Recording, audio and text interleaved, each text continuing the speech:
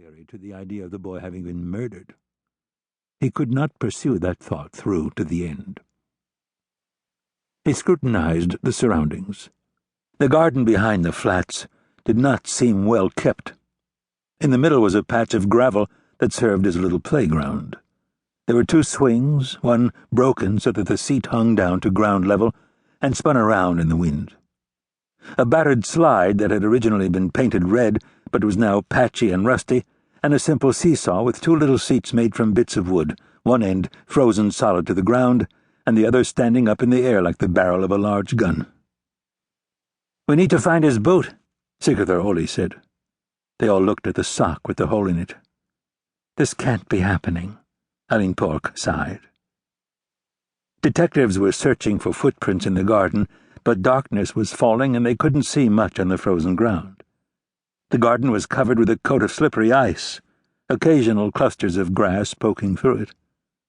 The district medical officer had confirmed the death and was standing where he thought he would be sheltered from the gale, trying to light a cigarette. He was uncertain about the time of death. Somewhere in the past hour, he thought. He had explained that the forensic pathologist would calculate the exact time of death by correlating the degrees of frost with the body temperature. On first impression, the doctor could not identify a cause of death. Possibly a fall, he said, looking up at the gloomy block. The body had not been disturbed. The pathologist was on his way. If possible, he preferred to visit the crime scene and examine the surroundings with the police. Erlendur was concerned at the ever-growing crowd gathering at the corner of the block, who could see the body lit up by the flashing cameras. Cars cruised slowly past, their passengers absorbing the scene. A small floodlight was being erected to enable a closer examination of the site. Erlendur told a policeman to cordon off the area. From the garden, none of the doors appeared to open out onto a balcony from which the boy might have fallen. The windows were all shut. This was a large block of flats, by Icelandic standards, 6 stories high with 4 stairwells. It was in a poor state of repair.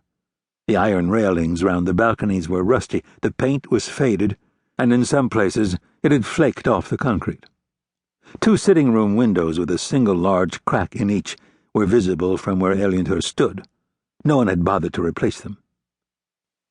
"Do you suppose it's racially motivated?" Sigurður Óli said, looking down at the boy's body.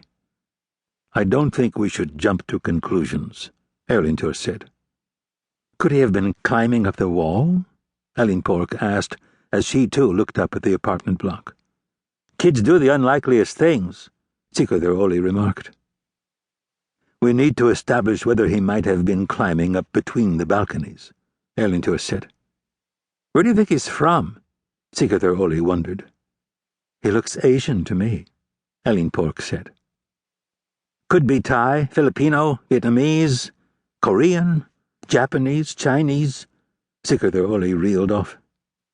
"Shouldn't we say he's an Icelander, until we find out otherwise?" Erlendur said. They stood in silence in the cold, watching the drifting snow pile up around the boy. Erlendur looked at the curious bystanders at the corner where the police cars were parked. Then he took off his coat and draped it over the body.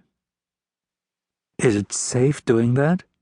Erlendur asked, with a glance in the direction of the forensics team.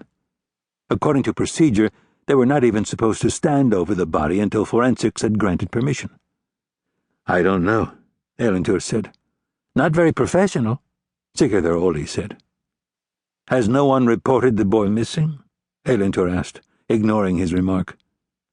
"No inquiries about a lost boy of this age?" "I checked that on their way here," Erlendur said. "The police haven't been notified of any." Erlendur glanced down at his coat. He was cold. "Where's the person who found him?" "We've got him in one of the stairwells," Sigurður Óli said. "He waited for us, called from his mobile. Every kid carries a mobile phone these days. He said he'd taken a shortcut through the garden on his way home from school and stumbled across the body." "I'll talk to him," Erlendur said. "You check whether they can find the boy's tracks through the garden. If he was bleeding, he might have left a trail. Maybe he didn't fall." "Shouldn't forensics handle that?" Sigurður Óli mumbled to deaf ears. "He doesn't appear to have been attacked here in the garden," Erlendur